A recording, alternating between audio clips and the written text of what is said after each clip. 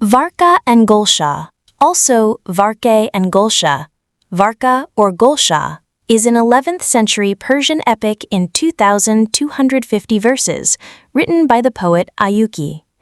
In the introduction, the author eulogized the famous Ghaznavid ruler Mahmud of Ghazni, rule 998 to 1030. Varka and Gulsha inspired the French medieval romantic story Floris and Blanchefleur.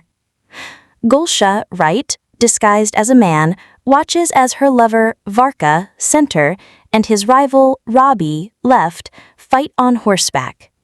Varka and Gulsha, mid-13th century miniature, Seljuk, Anatolia. Between a youth named Varka and a maiden, Gulsha.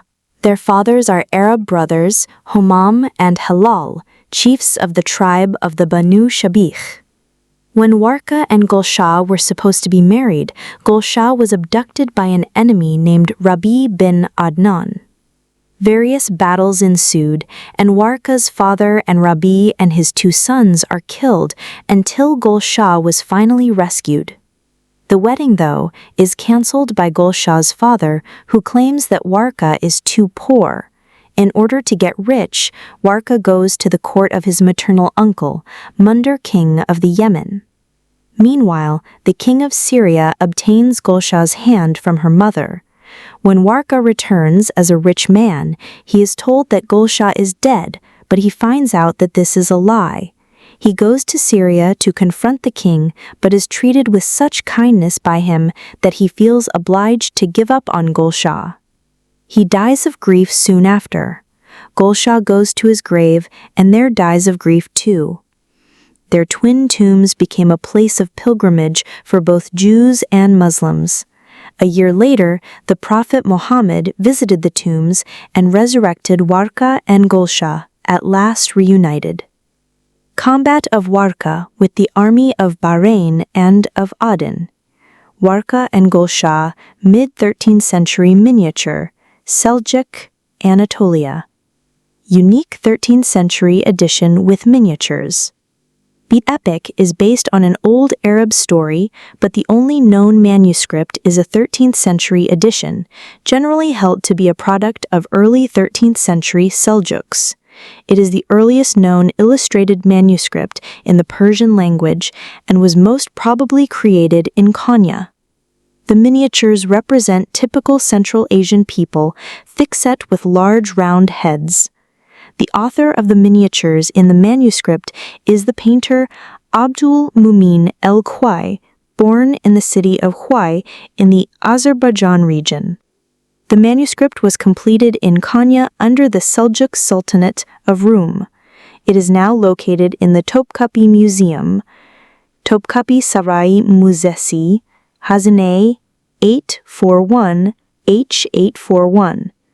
It can be dated to circa 1250. Weaponry.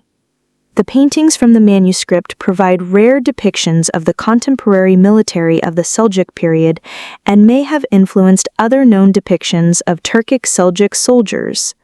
All depicted costumes and accoutrements are contemporary to the artist in the 13th century CE.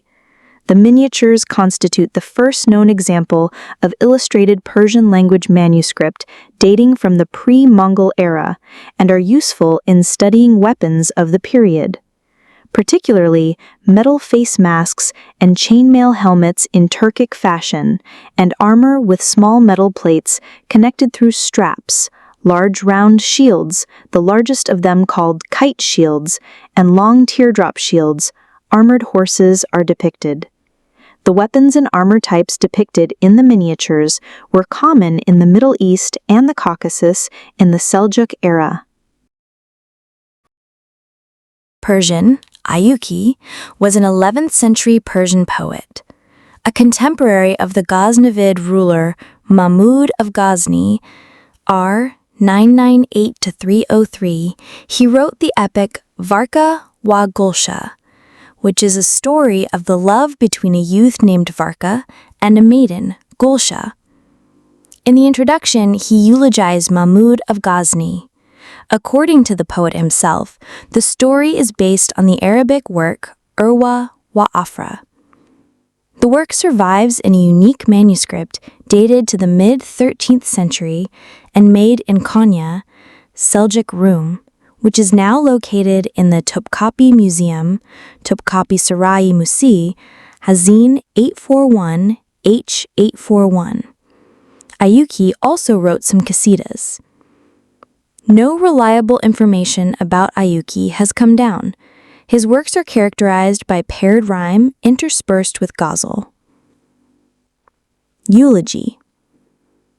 A eulogy, from the ancient Greek eulogia, eu for well or true, and logia for words or text, together for praise, is a speech or writing in praise of a person, especially one who recently died or retired, or as a term of endearment.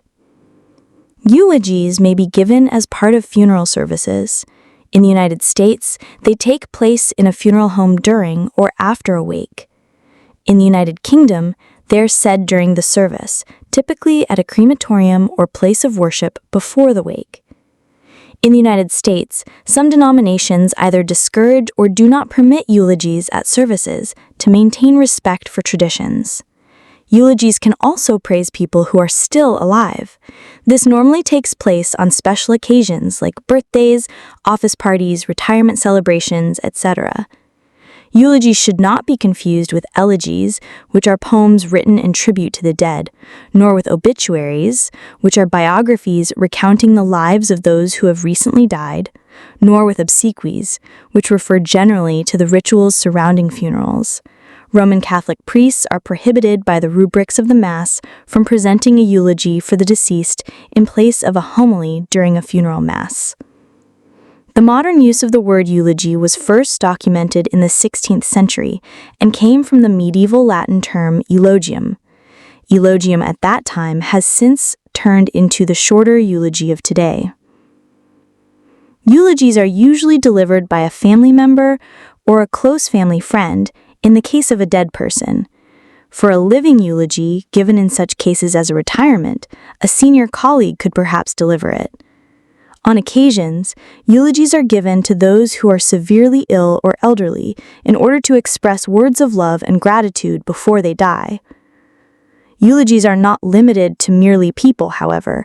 Places or things can also be given eulogies, which anyone can deliver, but these are less common than those delivered to people, whether living or deceased. In some cases, a self-eulogy is written before the subject dies, with the aim of having a friend or family member read out their words to the funeral Mass. Notable examples include the uplifting self-eulogy of American writer Kurt Vonnegut, borrowed from his uncle's own funeral, and a humorous self-eulogy by Australian rules footballer and media personality Lou Richards, which was read by a friend. Comfort, inspiration, or establish a connection to the person of whom the eulogy is in behalf. The following examples are well-known eulogies that have done just that. President Ronald Reagan's eulogy for the Challenger Space Shuttle crew, 1986. I know it is hard to understand, but sometimes painful things like this happen. It's all part of the process of exploration and discovery. It's all part of taking a chance and expanding man's horizons. The future doesn't belong to the faint-hearted. It belongs to the brave. The Challenger crew was pulling us into the future and will continue to follow them. Charles Spencer's eulogy for his sister, Diana, Princess of Wales, 1997. Diana was the very essence of compassion, of duty, of style, of beauty.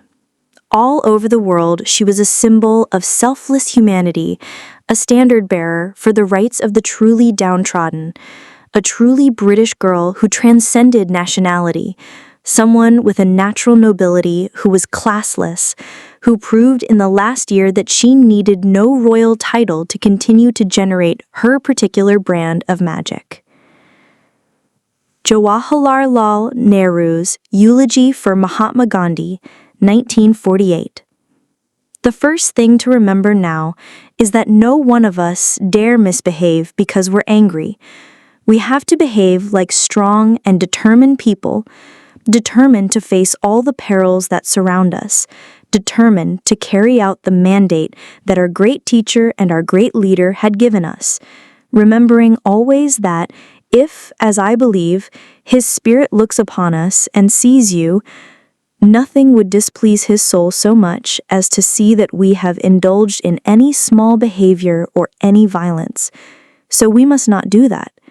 But that does not mean that we should be weak, but rather that we should, in strength and in unity, face all the troubles and difficulties, and conflicts must be ended in the face of this great disaster.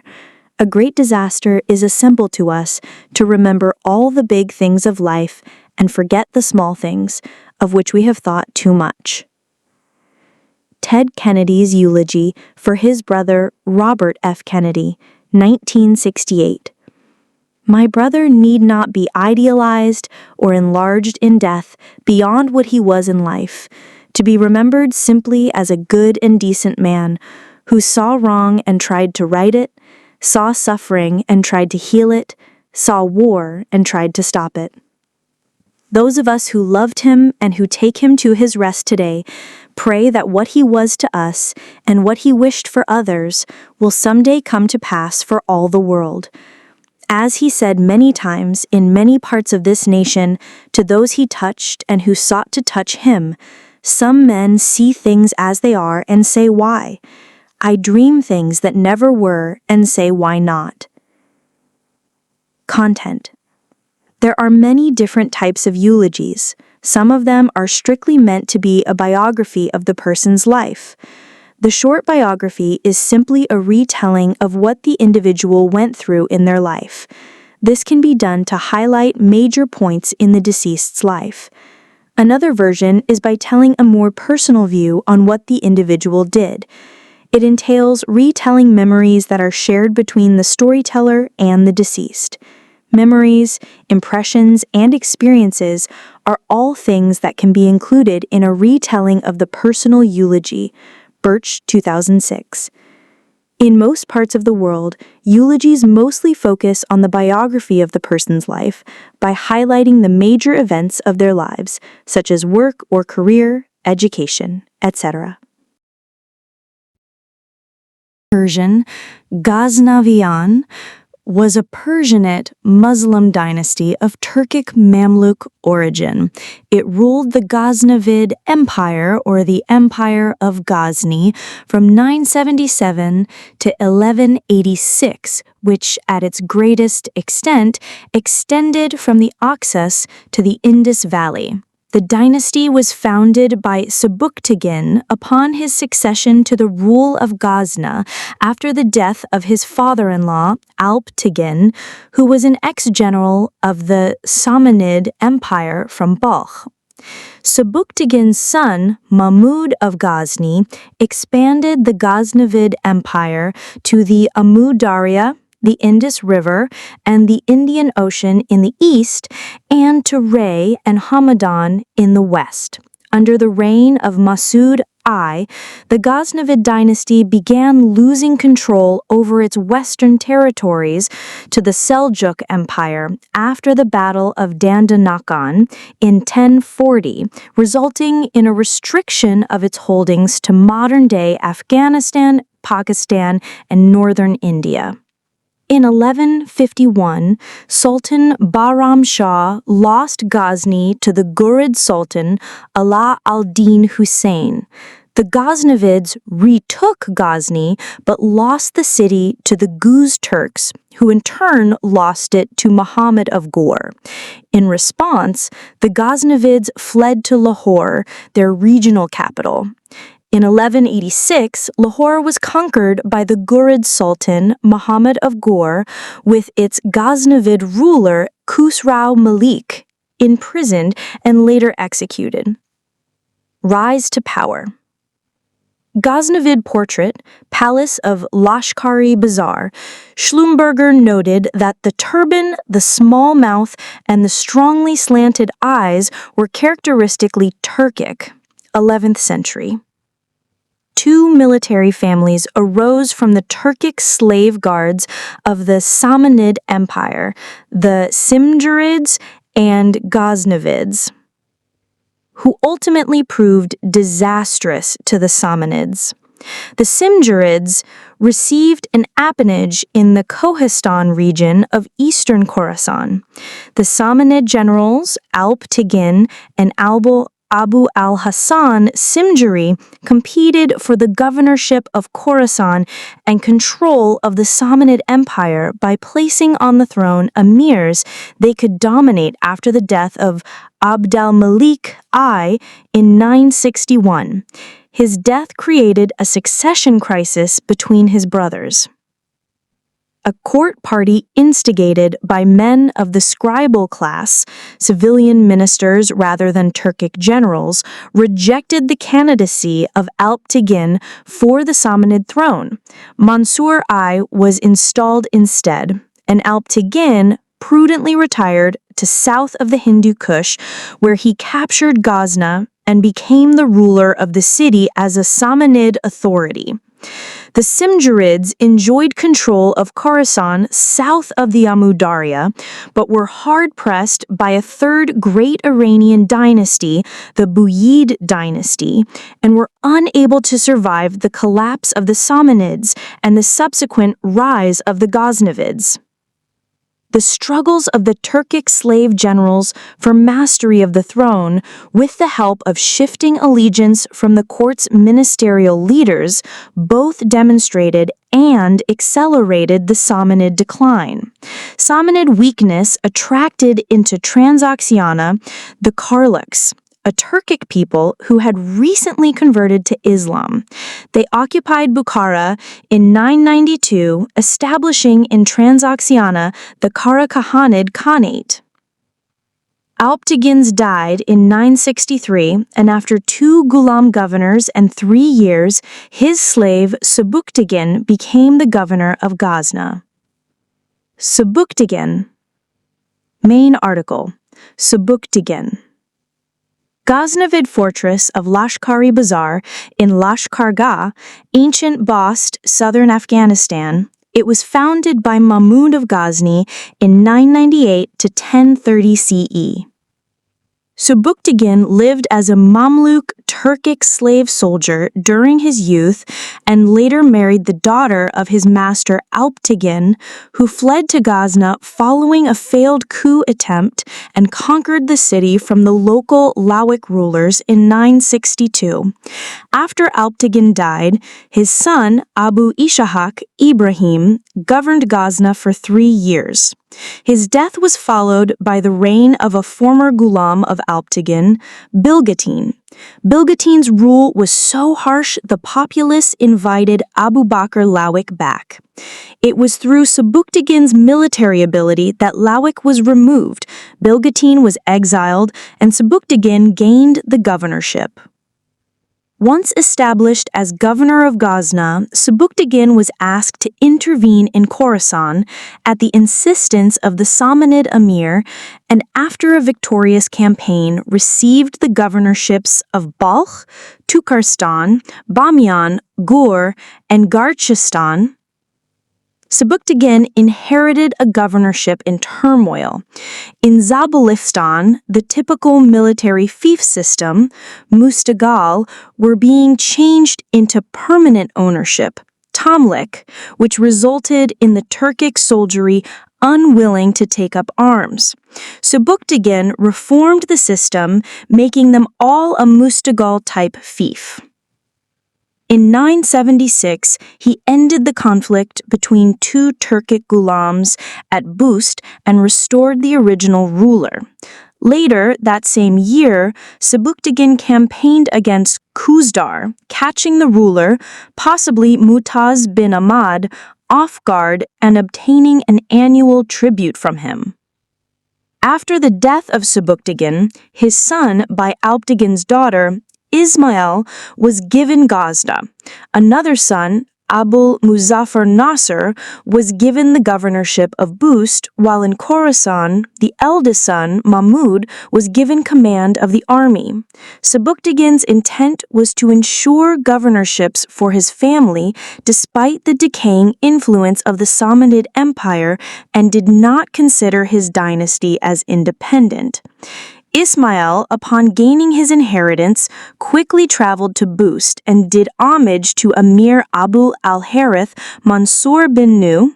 Mahmud, who had been left out of any significant inheritance, proposed a division of power, to which Ismail refused. Mahmud marched on Ghazni, and subsequently Ismail was defeated and captured in 998 at the Battle of Ghazni. Main article, Mahmud of Ghazni. Sultan Mahmud of Ghazni, Majma al-Tawarik, 1425. In 998, Mahmud, son of Sebuktigin, succeeded to the governorship, and Ghazni and the Ghaznavid dynasty became perpetually associated with him. He emphasized his loyalty in a letter to the Caliph, saying that the Samanids had only been replaced because of their treason. Mahmud received the governorship of Khorasan and titles of Yamin al-Dawla and Amin al-Millah.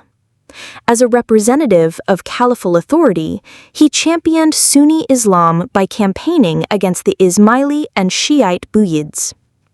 He completed the conquest of the Samanid and Shahi territories, including the Ismaili kingdom of Multan and Sind, as well as some Buyid territory. By all accounts, the rule of Mahmud was the golden age and height of the Ghaznavid Empire. Mahmud carried out 17 expeditions through northern India to establish his control and set up tributary states, and his raids also resulted in the looting of a great deal of plunder. He established his authority from the borders of Ray to Samarkand, from the Caspian Sea to the Yamuna. During Mahmud's reign, 997 to 1030, the Ghaznavids settled 4,000 Turkmen families near Farana in Khorasan. By 1027, due to the Turkmen raiding neighboring settlements, the governor of Tus, Abu al-Larith Arslan Jajib, led military strikes against them. The Turkmen were defeated and scattered to neighboring lands. Still, as late as 1033, Ghaznavid governor Tash Farash executed 50 Turkmen chiefs for raids into Khorasan. Indian conquests. Main article, Ghaznavid campaigns in India. Mahmud of Ghazni receiving Indian elephants as tribute, Majma al-Tawarik. Hafiz-e-Abru, Herat, 1425. Mahmud of Ghazni led incursions deep into India, as far as Mathura, Kannauj, and Somnath. In 1001, he defeated the Hindu Shahis in the Battle of Peshawar. In 1004-05, he invaded the Principality of Bhatia, and in 1006, the neighboring emirate of Multan. In 1008-09, he again vanquished the Hindu Shahis at the Battle of Chach and established governors in the conquered areas. In India, the Ghaznavids were called Turushkas, Turks, or Hamiras, from the Arabic Amir, commander. In 1018, he laid waste the city of Mathura, which was ruthlessly sacked, ravaged, desecrated, and destroyed. According to Muhammad Qasim Hindu Shah, writing a history of Hindustan in the 16th to 17th century, the city of Mathura was the richest in India.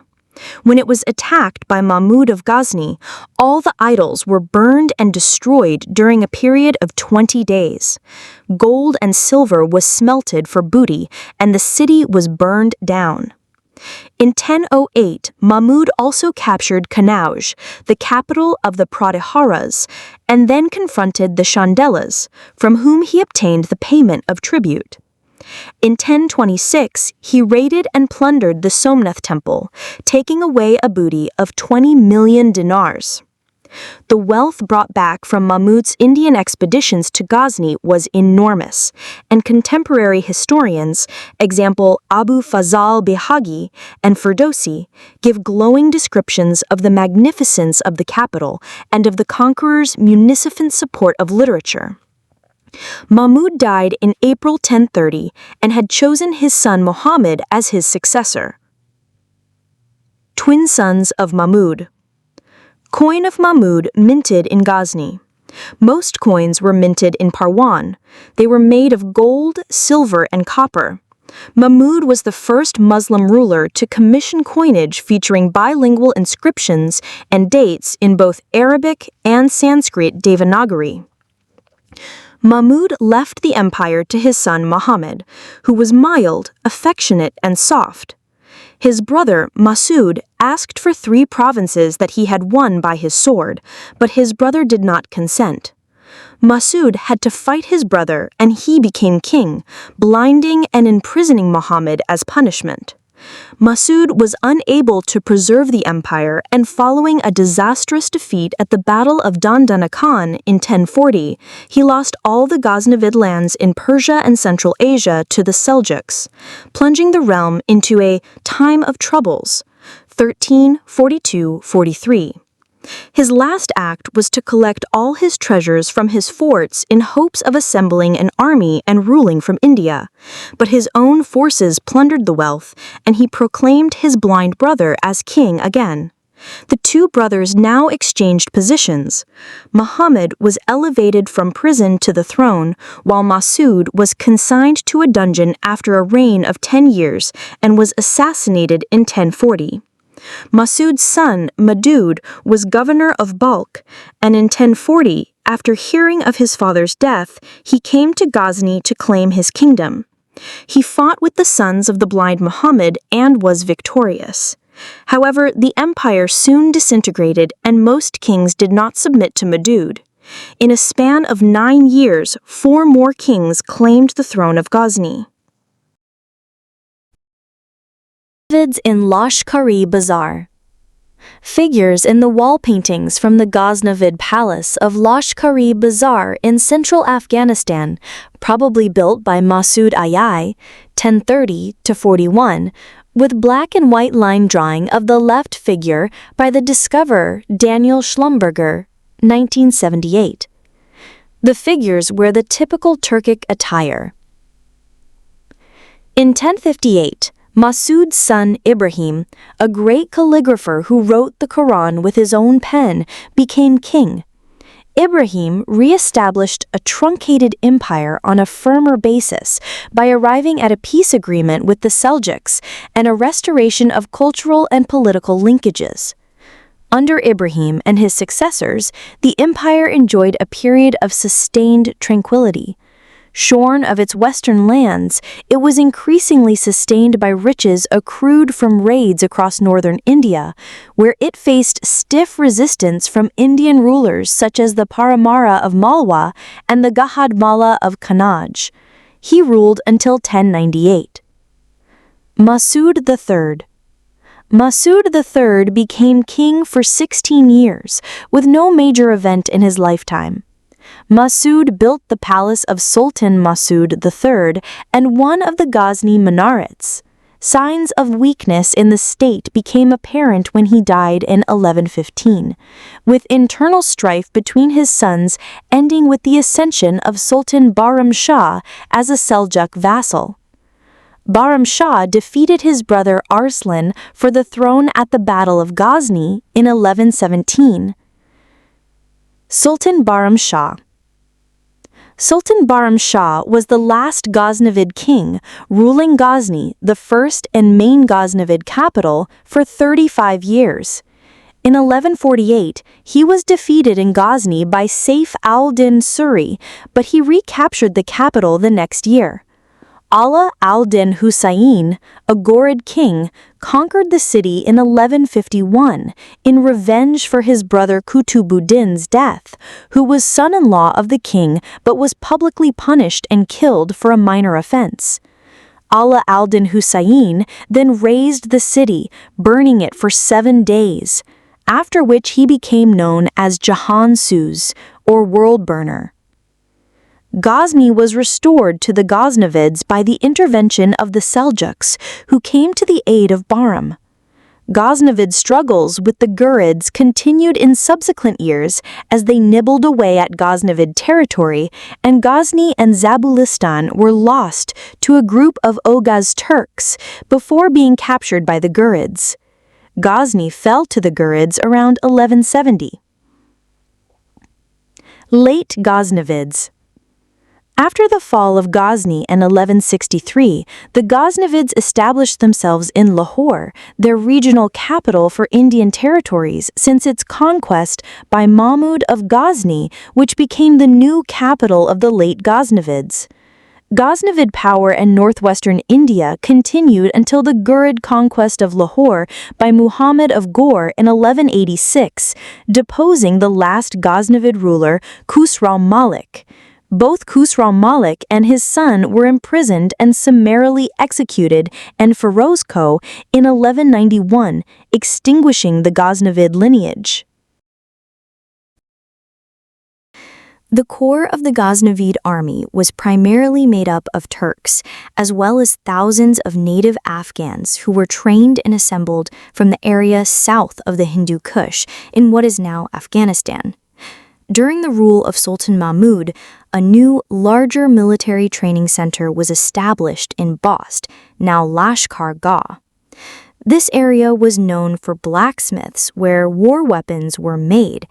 After capturing and conquering the Punjab region, the Ghaznavids began to employ Hindus in their army. The Indian soldiers, whom Romila Thapar presumed to be Hindus, were one of the components of the army, with their commander called Sipa Salar-e Hinduan, and lived in their own quarter of Ghazna, practicing their own religion.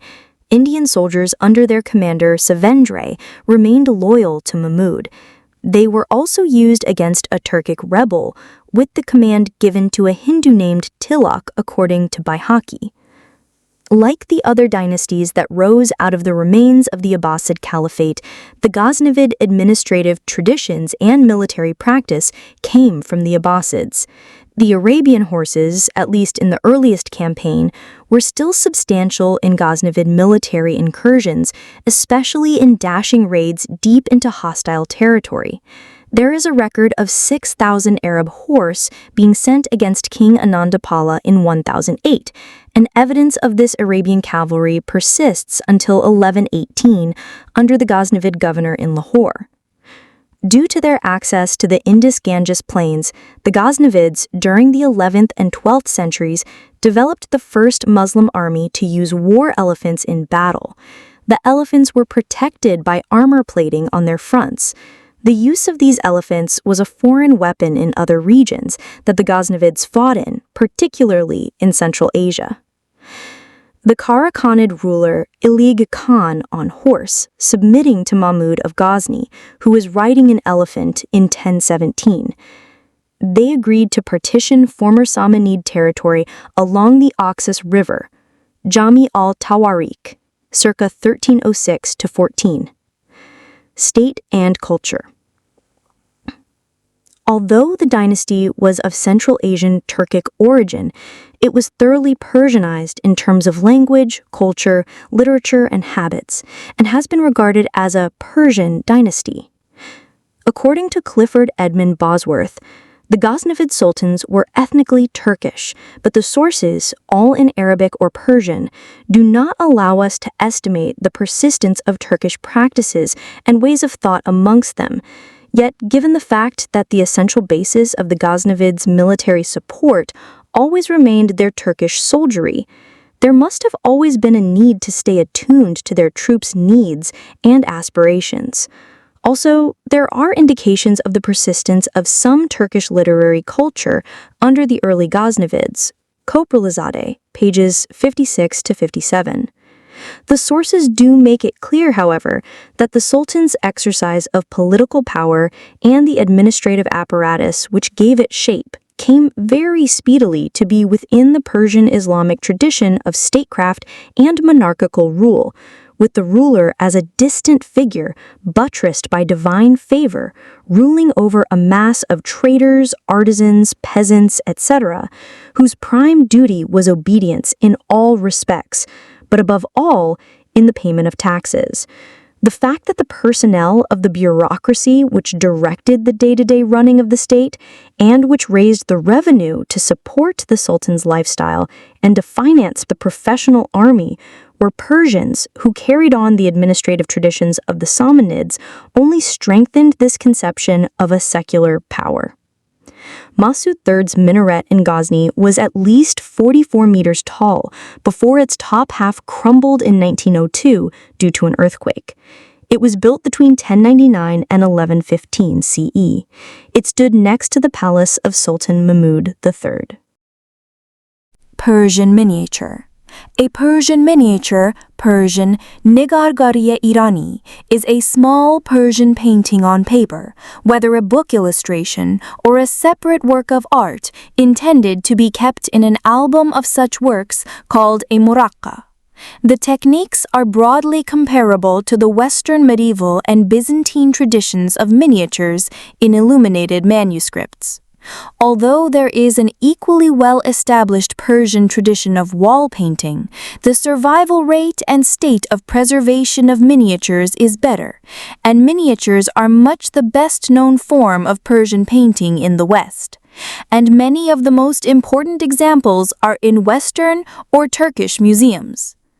Persian painting became a significant genre in Persian art in the 13th century, receiving Chinese influence after the Mongol conquests, and the highest point in the tradition was reached in the 15th and 16th centuries. The tradition continued under some Western influence after this and has many modern exponents. The Persian miniature was the dominant influence on other Islamic miniature traditions, principally the Ottoman miniature in Turkey and the Mughal miniature in the Indian subcontinent. Persian art under Islam had never completely forbidden the human figure, and in the miniature tradition, the depiction of figures, often in large numbers, is central. This was partly because the miniature is a private form, kept in a book or album and only shown to those the owner chooses. It was therefore possible to be more free than in wall paintings or other works seen by a wider audience.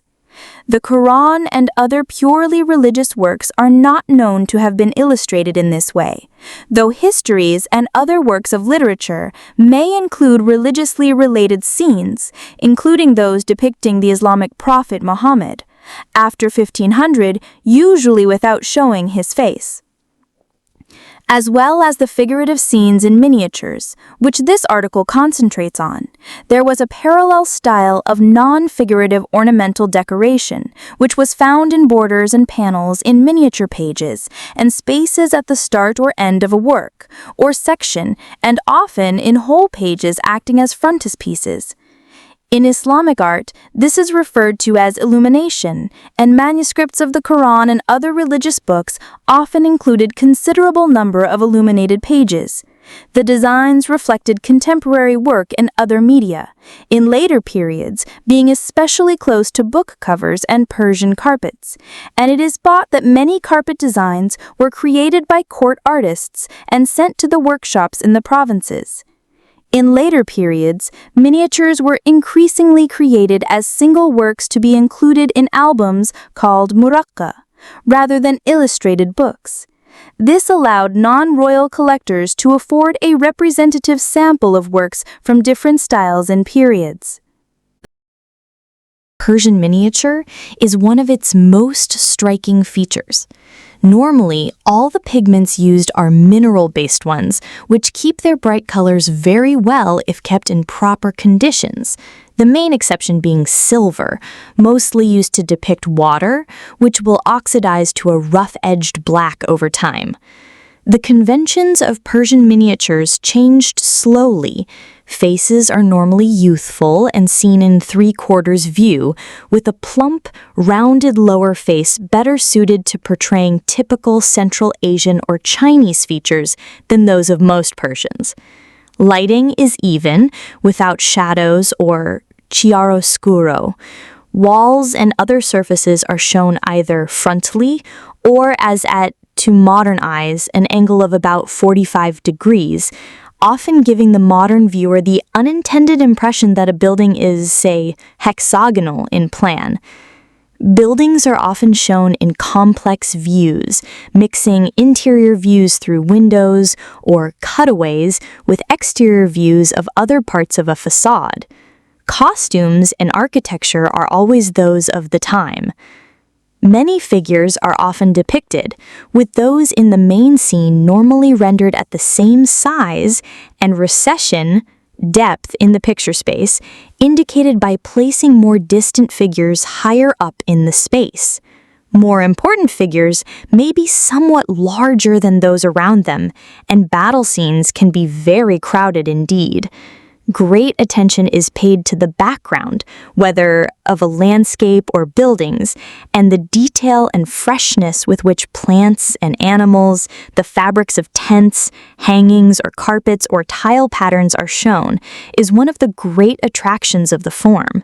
The dress of figures is equally shown with great care, although artists, understandably, often avoid depicting the patterned cloth that many would have worn. Animals, especially the horses that very often appear, are mostly shown sideways on. Even the love stories that constitute much of the classic material illustrated are conducted largely in the saddle, as far as the print's protagonist is concerned. Landscapes are very often mountainous.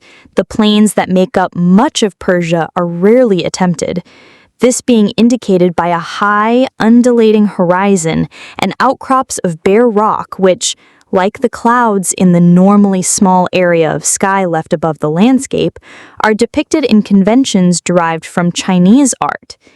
Even when a scene in a palace is shown, the viewpoint often appears to be from a point some meters in the air. The earliest miniatures appeared unframed horizontally across the page in the middle of text, following Byzantine and Arabic precedents. But in the 14th century, the vertical format was introduced, perhaps influenced by Chinese scroll paintings. This is used in all the luxury manuscripts for the court that constitute the most famous Persian manuscripts, and the vertical format dictates many characteristics of the style. The miniatures normally occupy a full page, later sometimes spreading across 2 pages to regain a square or horizontal landscape format. There are often panels of text or captions inside the picture area, which is enclosed in a frame, eventually of several ruled lines with a broader band of gold or color.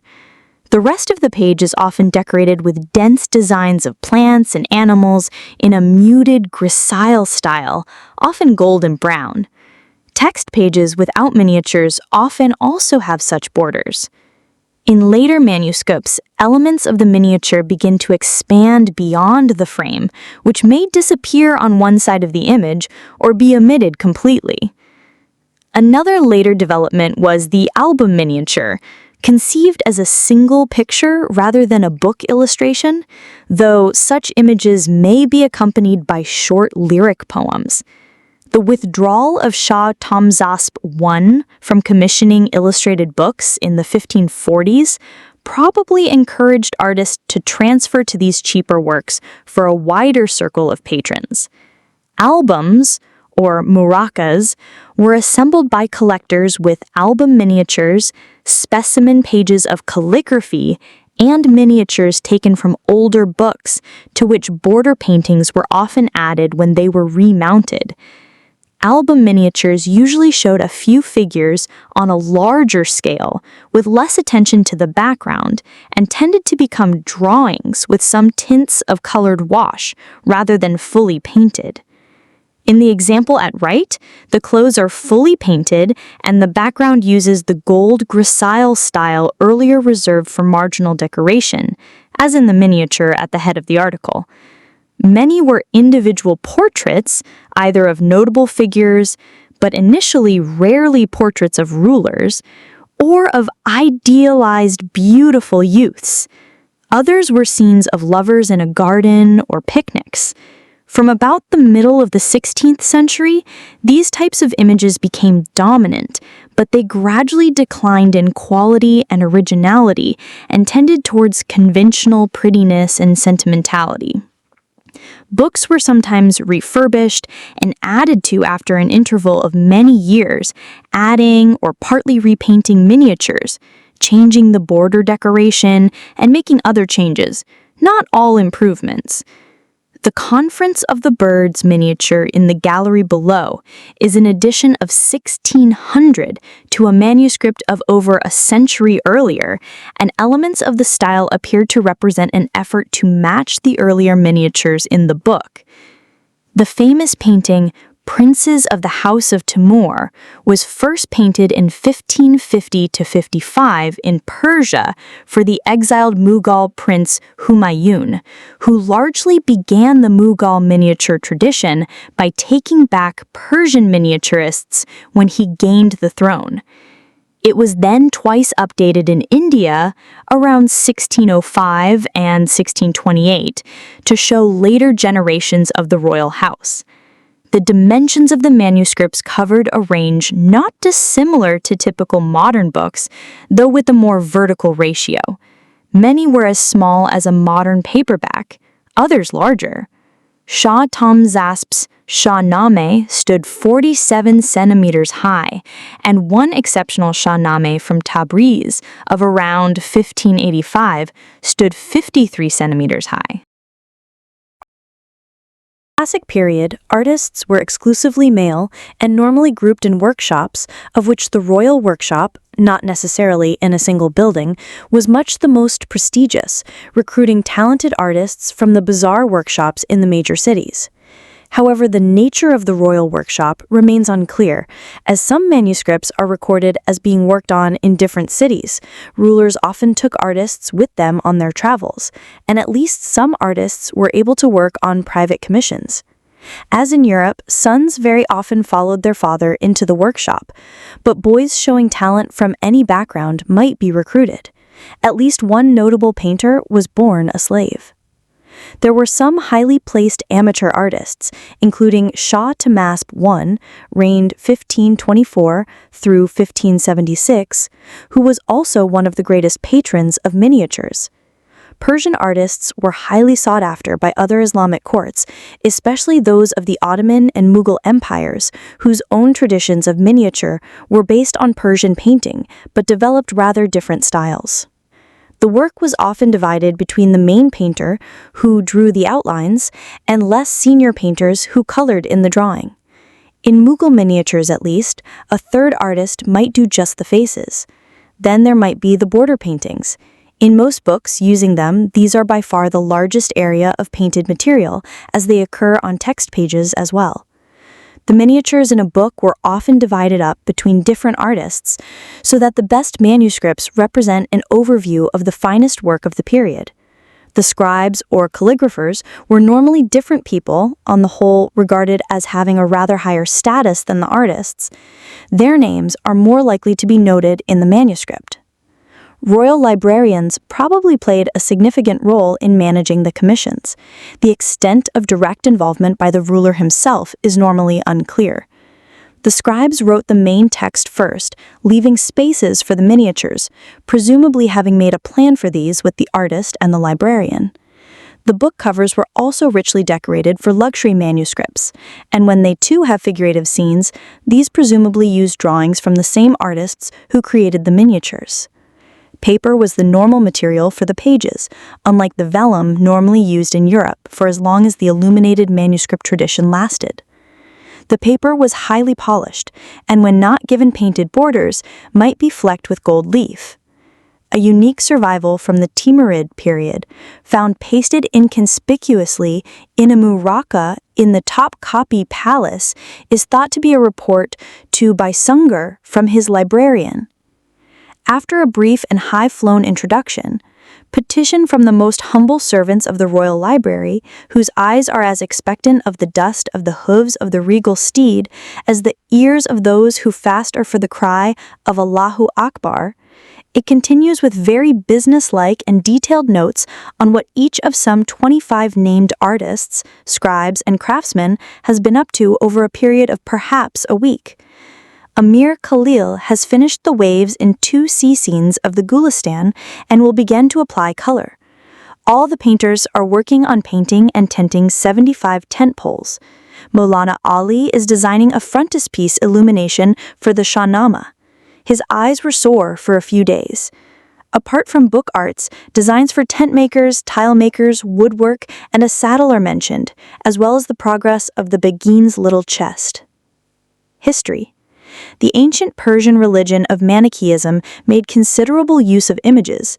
Not only was the founding prophet Mani, circa 216 to 760, a professional artist, at least according to later Islamic tradition, but one of the sacred books of the religion, the Arjang, was illustrated by the prophet himself, whose illustrations, probably essentially cosmological diagrams rather than images with figures, were regarded as part of the sacred material and always copied with the text.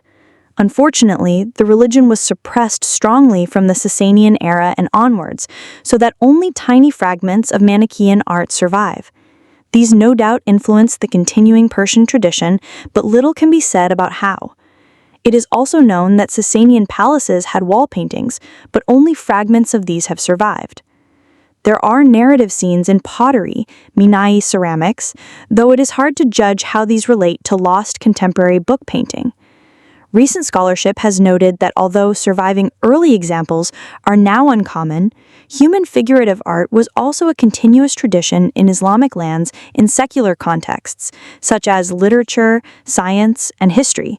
As early as the 9th century, such art flourished during the Abbasid Caliphate, circa 749 to 1258, across Spain, North Africa, Egypt, Syria, Turkey, Mesopotamia, and Persia. Persian, c. 1250. The great period of the Persian miniature began when Persia was ruled by a succession of foreign dynasties who came from the east and north. Before the Mongol Ilkhanate, 1253 to 1353, narrative representations are only known in Persia in architecture and ceramics. With the large tradition of Arabic manuscripts in the 12th, 13th centuries, illustrated manuscripts probably also existed in Persia, but none are known. The earliest known illustrated manuscript in the Persian language is an early 12th century copy of the epic Varka and Golshah, which was most probably created in Konya in central Anatolia under the Seljuk Sultanate of Rum. This is the only Persian language illustrated manuscript securely datable to before Mongol conquest, and it can be dated to circa 1250. Mongol era, 1260 to 1335. The traumatic Mongol invasion of 1219 onwards established the Ilkhanate as a branch of the Mongol Empire, and, despite the huge destruction of life and property, the new court had a galvanizing effect on book painting, importing many Chinese works and probably artists with their long-established tradition of narrative painting, and sponsoring a cultural revival and the creation of history-related literary works. The earliest known Persian manuscript under the Mongols is the Tariq-i-Jahangushai, 1290, commissioned by the Mongol emir Arghun Akka, also one of the earliest examples of metropolitan style of the Mongol Ilkhanid court, followed by the 1297-99 manuscript Manafi al-Hayawan, MS 500, commissioned by Mongol ruler Ghazan. The Ilkhanids continued to migrate between summer and winter quarters, which, together with other travels for war, hunting, and administration, made the portable form of the illustrated book the most suitable vehicle for painting, as it was also for mobile European medieval rulers. The great Mongol Shahnameh, now dispersed, is the outstanding manuscript of the following period. It was only in the 14th century that the practice began of commissioning illustrated copies of classic works of Persian poetry, above all the Shahnameh of Ferdowsi, 940 to 1020, and the Hamza of Nizami, which were to contain many of the finest miniatures. Previously, book illustration of works in both Arabic and Persian had been concentrated in practical and scientific treatises, often following at several removes the Byzantine miniatures copied when ancient Greek books were translated. However, a 14th century flowering of Arabic illustrated literary manuscripts in Syria and Egypt collapsed at the end of the century, leaving Persia the undisputed leader in Islamic book illustration. Many of the best miniatures from early manuscripts were removed from their books in later centuries and transferred to albums, several of which are now in Istanbul. This complicates tracing the art history of the period. Is an album in book form containing Islamic miniature paintings and specimens of Islamic calligraphy, normally from several different sources, and perhaps other matter. The album was popular among collectors in the Islamic world, and by the later 16th century became the predominant format for miniature painting in the Persian Safavid, Mughal, and Ottoman Empire, greatly affecting the direction taken by the painting traditions of the Persian miniature, Ottoman miniature, and Mughal miniature. The album largely replaced the full-scale illustrated manuscript of classics of Persian poetry, which had been the typical vehicle for the finest miniature painters up to that time. The great cost and delay of commissioning a top-quality example of such a work essentially restricted them to the ruler and a handful of other great figures, who usually had to maintain a whole workshop of calligraphers, artists, and other craftsmen, with a librarian to manage the whole process. An album could be compiled over time, page by page, and often included miniatures and pages of calligraphy from older books that were broken up for this purpose, and allowed a wider circle of collectors access to the best painters and calligraphers, although they were also compiled by or presented to shahs and emperors. The earliest Muraqqa were of pages of calligraphy only. It was at the court in Herat of the Timurid prince Baysangar in the early 15th century that the form became important for miniature painting. The word Muraqqa means that which has been patched together in Persian. The works in an album, typically of different original sizes, were trimmed or mounted on standard size pages, often with new border decoration being added. When the compilation was considered complete, it was bound, often very luxuriously, with an Islamic book cover that might be highly decorated with lacquered paint, gold stamping on leather, or other techniques. Other Muraqqa might be bound in a special concertina-like form. Many were arranged with pages of calligraphy facing miniatures, the matching of verse to image allowing some scope for the creativity of the compiler. Albums containing only calligraphy tended to be arranged chronologically to show the development of a style. The bindings of many albums allowed items to be added and removed, or they were just removed from the center of the page, and such changes were often made. Some albums had marks which allow changes to be traced. The grandest albums had specially written prefaces which are the source of a high proportion of surviving contemporary writing on the arts of the book and the biographies of painters and calligraphers. These tended to be written by calligraphers. For calligraphers, too, the single page for an album became the bread and butter source of income, using mostly texts from poetry, whether extracts from a long classic or ghazal lyrics, but sometimes an extract from the Quran, perhaps given the place of honor at the start of the album. Album pages often have areas of decorated illumination, as in the illustration, that share their motifs with other media, notably book covers and carpet designs, the best of which were in fact mostly produced by the same type of artist at court, and sent to the weavers. While the classic Islamic illuminated manuscript tradition had concentrated on rather crowded scenes with strong narrative content, as illustrations in full texts of classic and lengthy works like the Shahnameh and the Khamsa of Nizami, the single miniature intended from the start for a Muraqqa soon developed as a simpler scene with fewer, larger figures, often showing idealized beauties of either sex in a garden setting, or genre figures from nomadic life, usually with no real or fictional identities attached to them.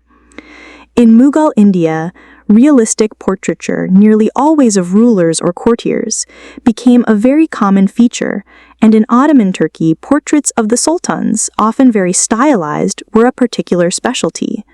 Fully colored scenes tended to give way to part drawn and part painted ones, or to figures with little or no background. The album, to some extent, overlaps with the anthology, a collection of different pieces where the main emphasis is on the texts, which can also include paintings and drawings inserted from different sources. Iran. The dominant tradition of miniature painting in the late Middle Ages was that of Persia, which had a number of centers, but all usually dependent on one key patron, whether the Shah himself or a figure either governing a part of the country from a center such as Herat, where Baysangar was an important patron in the early 15th century, or the ruler of a further part of the Persianate world in a center like Bukhara. As the Safavid dynasty centralized Persian rule in the 16th century, the number of potential patrons of a full-size atelier declined, but the atelier of the Shah expanded and produced a number of superb illustrated books, using a variety of very talented artists on each. However, in the 1540s, Shah Tahmasp I, previously a keen patron, lost interest in commissioning books, and thereafter the Persian miniature painting tradition lacked a steady source of commissions for books in the old style. After a gap of some years, Tahmasp's nephew, Ibrahim Mirza, established an atelier at Mashhad, which produced the Freer Jami in the 1560s, and which Shah Ismail II took over after having its former patron killed in 1577. But Ismail's reign was very brief, and thereafter consistent large-scale patronage was lacking. It was in this period that the single miniature designed for inserting in an album came to be dominant. Such works had long been produced, but now they became the main source of income for many artists, who probably often produced them speculatively with no commission and then looked to sell them. Little is known about the market for album miniatures. The artist who epitomizes the Persian album miniature is Riza Abbasi, active from the 1580s until his death in 1635, whose early single miniatures of groups are somewhat like those in narrative scenes, but lacking any actual narrative attached to them. He soon turned to and developed subjects mostly of one or two figures, often portrait-like, although very few identities are given or were probably ever intended to be recognized. There are a large number of beautiful youths, to whose clothes great attention is paid. Ottoman Empire. The best Ottoman painting was heavily concentrated in the capital, which from 1453 was Istanbul, and the most important patron was always the Sultan. The royal library remains very largely intact in Turkey, mostly at Topkapi Palace, and was greatly enriched by Persian manuscripts, initially taken during the several Ottoman invasions of eastern Persia, and later, after a treaty in 1555, often received as diplomatic gifts. Many of these manuscripts were broken up to use the miniatures in albums. Persian artists were imported from virtually the start of the Ottoman tradition, but especially in the 16th century. 16 artists were brought back just from the brief Ottoman conquest of Tabriz in 1514, though by 1558, the palace records list only 9 foreign artists of all kinds against 26 Turks. but a distinctively Ottoman style can be seen from the start of the 16th century, with pictures showing simpler landscape backgrounds, more sea and ships, neatly tented army camps, distant cityscapes, more individual characterization of faces, but also a less refined technique. There was strong European influence, mostly from Venice, but this was restricted to portraiture. Subcontinent. The Mughal dynasty in the Indian subcontinent was rather later in establishing a large court of Talia, which did not begin until after the exile in Persia of the second emperor Humayun, who on his return was joined from about 1549 by Persian artists including Abd as-Samad. The Mughal style developed under the next emperor, Akbar, who commissioned some very large illustrated books, but his artists produced single miniatures for albums as well. In the case of the Jahangir-Nama, the Emperor Jahangir kept a diary and commissioned paintings separately, which were most likely held in the Kitab-Khana until his official contribution to the court chronicle genre could be assembled. From fairly early, the Mughal style made a strong feature of realistic portraiture, usually in profile and perhaps influenced by Western prints which were available at the Mughal court. For a long time, portraits were always of men, often accompanied by generalized female servants or concubines. But there is scholarly debate about the representation of female court members in portraiture. Some scholars claim there are no known extant likenesses of figures like Jahanara Begum and Mumtaz Mahal, and others attribute miniatures, for example from the Dara Shikoh album or the Freer Gallery of Art mirror portrait, to these famous noble women. Another popular subject area was realistic studies of animals and plants, mostly flowers. From the 17th century, equestrian portraits, mostly of rulers, became another popular borrowing from the West. The single idealized figure of the Riza Abbasi type was less popular, but fully painted scenes of lovers in a palace setting became popular later. Drawings of genre scenes, especially showing holy men, whether Muslim or Hindu, were also popular. Akbar had an album, now dispersed, consisting entirely of portraits of figures at his enormous court, which had a practical purpose. According to chroniclers, he used to consult it when discussing appointments and the like with his advisors, apparently to jog his memory of who the people being discussed were. Many of them, like medieval European images of saints, carried objects associated with them to help identification, but otherwise the figures stand on a plain background. There are a number of fine portraits of Akbar, but it was under his successors, Jahangir and Shah Jahan, that the portrait of the ruler became firmly established as a leading subject in Indian miniature painting, which was to spread to both Muslim and Hindu princely courts across India. In the 18th and 19th centuries, Indian artists working in the hybrid Indo-European company style produced albums of miniatures for Europeans living in India as part of the British Raj and its French and Portuguese equivalents. Some Europeans collected or were given earlier Indian miniatures. The large and small Clive albums were presented to Lord Clive and are now in the Victoria and Albert Museum in London. Others created albums of new work, tending to concentrate on animal portraits and the houses, horses, and other possessions of this wealthy group. In the 19th century, images of Indians and their costumes, often categorized by regional and ethnic type or occupation, became very popular.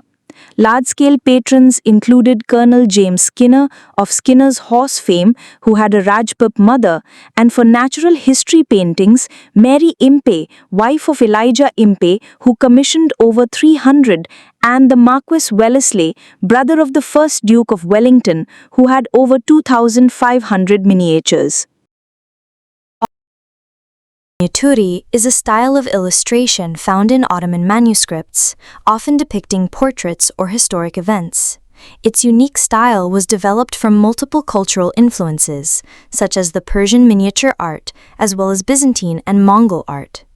It was a part of the Ottoman book arts, together with illumination, tehsib, calligraphy, hat, marbling paper, ebru, and bookbinding, jilt. The words taswir or nakish were used to define the art of miniature painting in Ottoman Turkish. While Ottoman miniatures have been very much inspired by Persian miniatures, Ottoman artisans developed a unique style that separated themselves from their Persian influences. Ottoman miniatures are known specifically for their factual accounts of things such as military events, whereas Persian miniatures were more focused on being visually interesting. The inclusion of miniatures in Ottoman manuscripts was more for the purpose of documentation and less about aesthetics. Miniatures were used to demonstrate many important chronicles and themes, especially historical and religious events. Ottoman miniatures are particularly known for their specific and accurate details. This can be found in many miniatures of armies or court scenes. Some Ottoman artists were more influenced by Persian miniatures than others. Ottoman miniatures with strong influences from the Persian style tended towards a more romanticized account of events, which strayed away from the more typical factual accounts of other Ottoman miniature paintings. Original procedure. The head painter of the miniature typically designed the composition of the scene, and his apprentices drew the contours, which were called tahrir, with black or colored ink, and then painted the miniature without making an illusion of third dimension. The head painter and the scribe of the text were named and depicted in some of the manuscripts. However, the apprentices were not. In the 13th century, author portraits were very common in Islamic manuscripts. The portraits would depict the author of the manuscript as the largest figure, and would sometimes include other smaller figures that had contributed to the manuscript as well. At the end of the manuscript would be a colophon, which provided details about when the manuscript was completed and the author's name. The colors for the miniature were obtained by ground powder pigments mixed with egg white and, later, with diluted gum arabic. The produced colors were vivid. Contrasting colors used side by side with warm colors further emphasized this quality. The most used colors in Ottoman miniatures were bright red, scarlet, green, and different shades of blue. The understanding of perspective was different from that of the nearby European Renaissance painting tradition. In many Islamic manuscripts, images depicted multiple perspectives. For example, both the inside and outside of a building could be displayed in one image. Additionally, miniature paintings were often used to articulate movement and time passing in a single image. Miniatures acted as illustrations to the text and utilized storytelling in their imagery, which made them just as necessary as the text itself. The Ottoman miniature painting tradition was unique in that artists did not strive to depict their subjects realistically. Some scholars believe that this style of painting developed from shadow puppetry on account of the sharp geometric edges as well as the intricate architectural designs. Additionally, the lack of third-dimensional shading and constant use of empty space suggests that shadow theater played a role in the development of Ottoman miniature painting. Early history. There is a relative lack of information about the bookmaking centers in the 15th century Ottoman Empire, but there is a record in the Ottoman archives from 1525 that indicates a nakashhane studio in Istanbul. It references a complex hierarchical structure, which indicates that the studio had existed for likely 50 years before this record was written. This is not, however, to say that there is no evidence of production. For example, the existence of an album of calligraphy and drawings in 1481 also indicates a distinctly Ottoman studio in Istanbul. But there is no distinct evidence of illustration in the Ottoman Empire prior to the conquest of Istanbul in 1453. The first indication of a flourishing school of painters laid out the fundamentals of Ottoman miniature under Mehmed II in 1451 to 81, but there is much more evidence of productivity in the following reign of Bayezid II in 1481 to 1512, and there are references to specific artists under his employment. The reign of Mehmed II in 1451 to 81 is the first time that Ottoman miniature paintings are definitively created. It is worth noting that there is no archival documentation of the works, and the selection is rather limited. Asen Adel describes some of the miniatures executed during Mehmed's reign as crude and provincial, resulting from a relative lack of examples, perhaps indicating a lack of illustrated books in imperial libraries. For more information on painting under Mehmed II, see Nakish Sinan Bey. The Safavid dynasty stylistic and iconographic details had great influence on the style of Ottoman miniature painting. This is partially due to Selim I's conquest of Safavid Tabriz in 1514, in which he captured many manuscripts and brought them back to Istanbul, allowing the artists there to expand their iconographical and stylistic influence. Much of the illustrations in Ottoman manuscripts were constructed by referencing previous depictions of the subject, resulting in a heavy influence from past works. There were also some artists themselves moving from Tabriz and other cities in Iran to the Ottoman Empire. The Naqash-Khane-i-Irani, the Persian Academy of Painting, was founded in Topkapi Palace for imported Persian artists. The artists of these two painting academies formed two different schools of painting. The artists in the Naqash-Khane-i room were specialized in documentary books, like the Shahin Shahnameh, showing the public, and, to some extent, the private lives of rulers, their portraits, and historical events. Shemai-i Ali portraits of rulers, Surnameh, pictures depicting weddings, and especially circumcision festivities, Shajatnameh, wars commanded by pashas. The artists in the Naqash-Khane-i-Irani specialized in traditional Persian poetic works, like the Shahnameh, the Kemsa of Nizami, containing Layla and Majnun, and the Iskandernameh, or Romance of Alexander. Humayunnameh, animal fables and anthologies. There were also scientific books on botany and animals, alchemy, cosmography, and medicine, technical books, love letters, books about astrology, and dream reading. These early studios relied on the commissions of the wealthy and powerful, including governors and even emperors. Musume Farhad argues that Mehmed II commissioned works in attempts to achieve immortality as influenced by extensive contact with the Italians. During the 1520s, the Ottoman miniature style settled, as exemplified by the Selimnama, which was completed in 1524 and chronicled Sultan Selim I's life and contains contemporary costumes and events. In 1527, there were 29 miniaturists in the Ottoman court archives. Two miniaturists aided in this development, Naqash Osman and Muraqqa Nasu. Naqash Osman seems to have exemplified the Ottoman visual language of miniature in the mid-1500s, which was characterized by a move away from Italian visual style towards the East. Muraqqa Nasu was a famous miniature painter during the reigns of Selim I and Suleiman the Magnificent. In his work on Bayani Manazili Safari Iraqini Sultan Suleiman, description of the stages of the campaign of Sultan Suleiman in the two Iraqs, c. 1537, Istanbul University Library 5967, he created a new painting genre called topographic painting. He painted cities, ports, and castles without any human figures and combined scenes observed from different viewpoints in one picture. During the reigns of Selim II and Murad III, the classical Ottoman miniature style was created.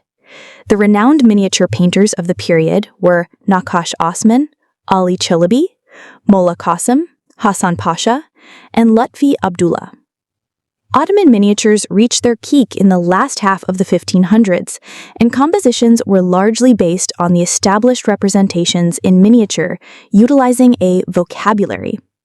This style was partly characterized by a focus on everyday life, a relatively limited palette, bright colors, high levels of detail, and minimal use of the 3/4 perspective. By 1557, the number of miniaturists recorded in the Ottoman court increased to 35.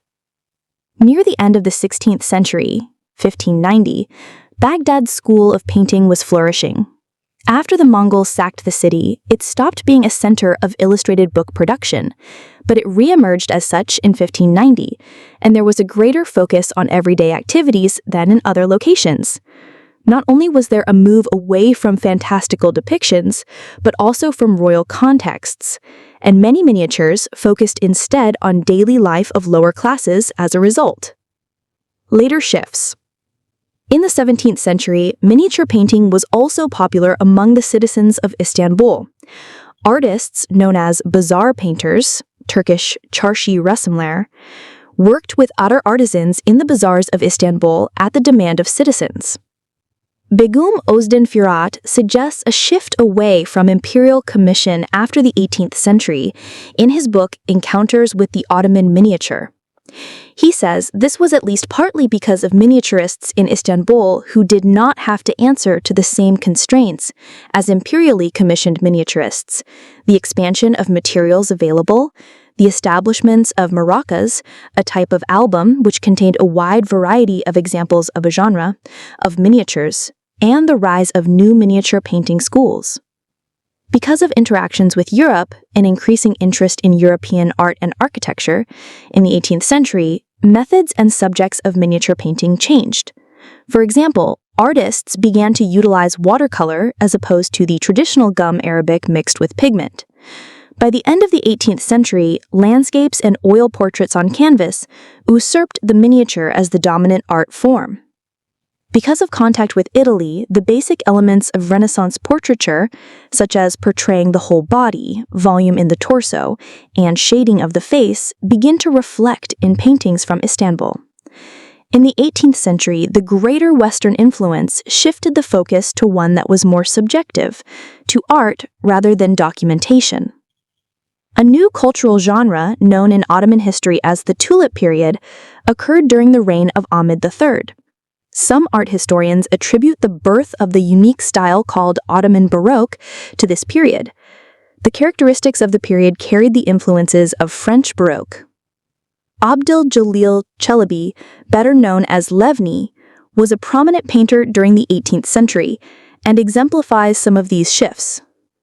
Mariam Masinch refers to the Surnami Webi as Levni's masterpiece, made to record the circumcision feast of the sons of Ahmed III.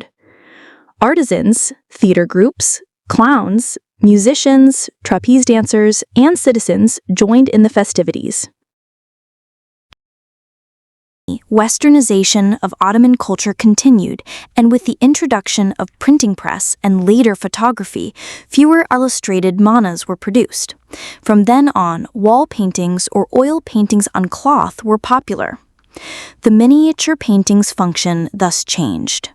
Contemporary Turkish miniature.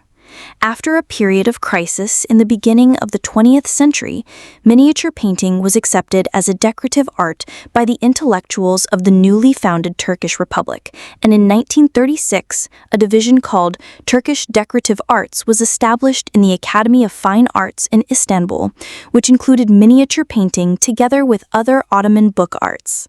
The historian and author Suheil Unver educated many artists following the tradition of Ottoman book arts. Contemporary miniature artists include Ömer Faruk Atabek, Şahin İnanılmaz, Kahid Keskiner, Gulbin Mesara, Nur Nevin Akyazi, Ahmet Yakupoglu, Nusret Çolpan, Orhan Dogli, and many others from the new generation.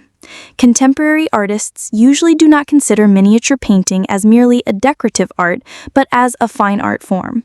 Different from the traditional masters of the past, they work individually and sign their works. Also, their works are not illustrating books, as was the case with the original Ottoman miniatures, but are exhibited in fine art galleries.